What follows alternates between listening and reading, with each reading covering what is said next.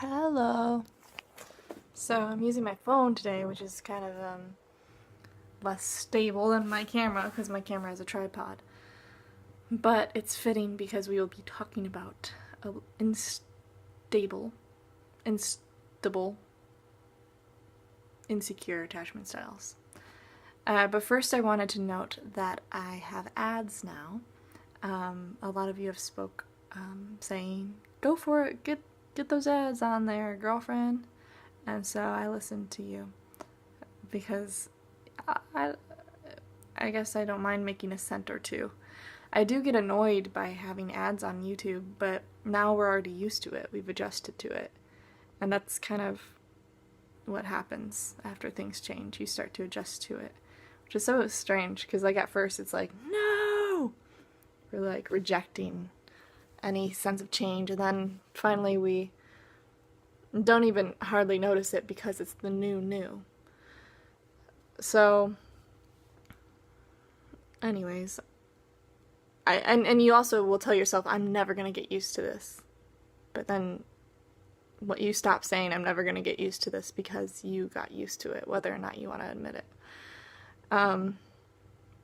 It's strange though. And that kind of ties into our next topic, which is attachment styles. And I feel like we get used to whatever we're growing up with. And I think a lot of you have an interest in psychology and have probably looked back into your childhood to see parallels into your adulthood and everything, different behaviors that you consistently exemplify, and you may have seen it in your childhood, or saw, you can look back and see where those patterns arose.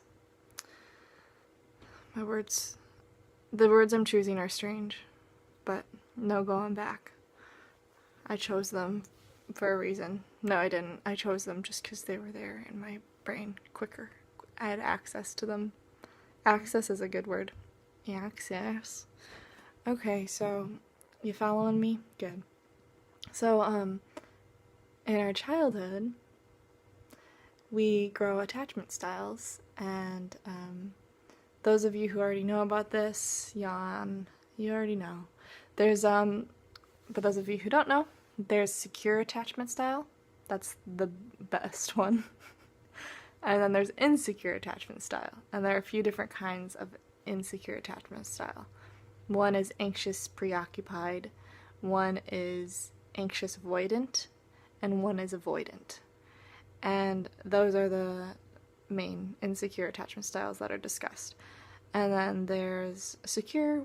The secure is basically you're comfortable with other people doing their thing, and you have your independence, and you trust that the person's going to come back to you.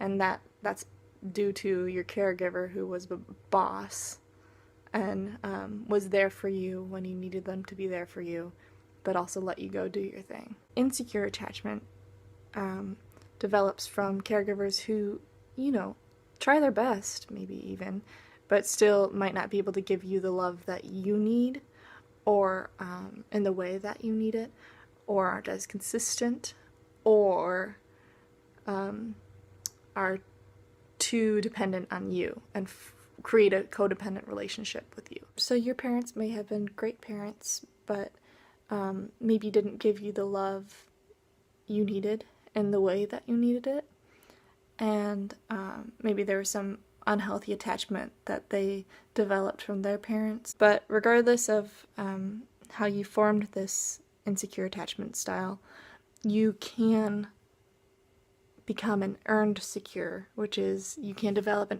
a secure attachment style with a lot of self-work. Also, when you think of relationships in your life, some of them might be more secure attachments, and some of them might be insecure attachments.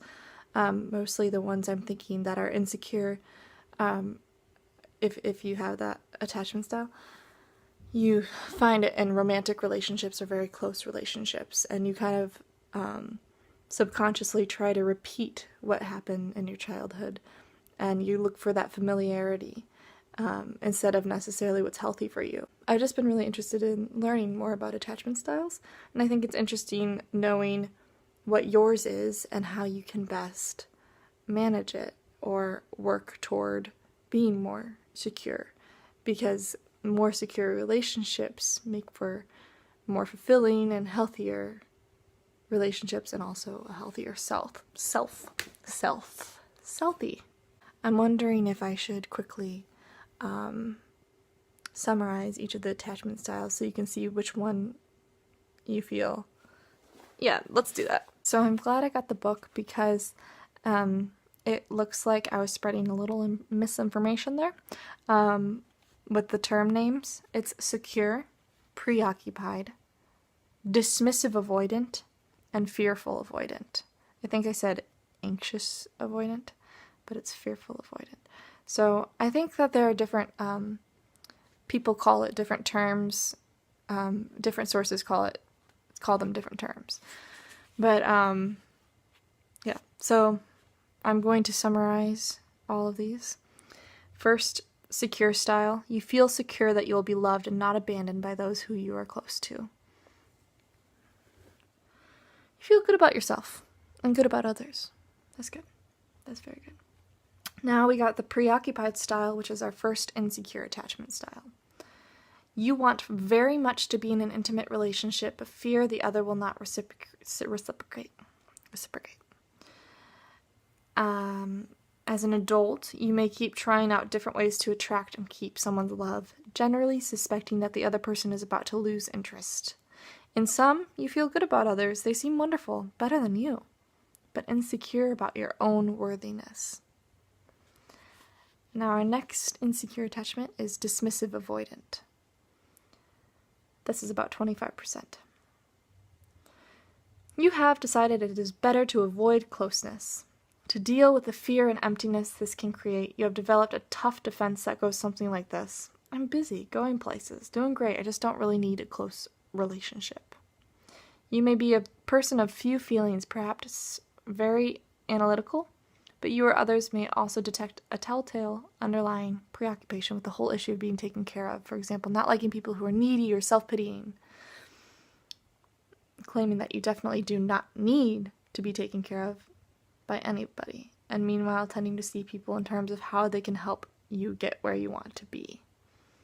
It's more common among men. And lastly, we have fearful avoidant. This is about 15%.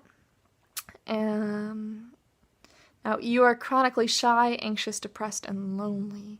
You want to be with others but fear rejection, so you are highly conflicted, highly aroused, and your reactions of chances to be close to others tend to be disorganized. So that was like a more spacey caretaker or dangerous physically or emotionally. They're either neglectful or aggressive. And for the preoccupied, they weren't consistent and they were thinking of themselves. And so they didn't give you the love that you needed, because sometimes they'd be there and sometimes they wouldn't.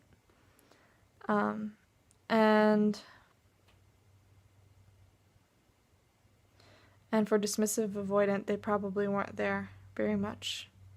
They were probably very unresponsive. So then you had to count on yourself and you're like, forget about it. It's so sad. The attachment styles, it's like we're just big kids walking around trying to love each other.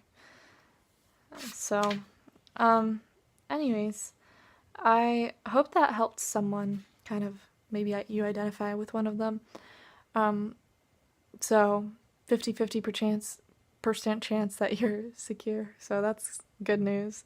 And you can become and earn secure with enough self-work and enough boundary setting and self-love. So I hope that you all form healthy relationships with both yourself and others around you.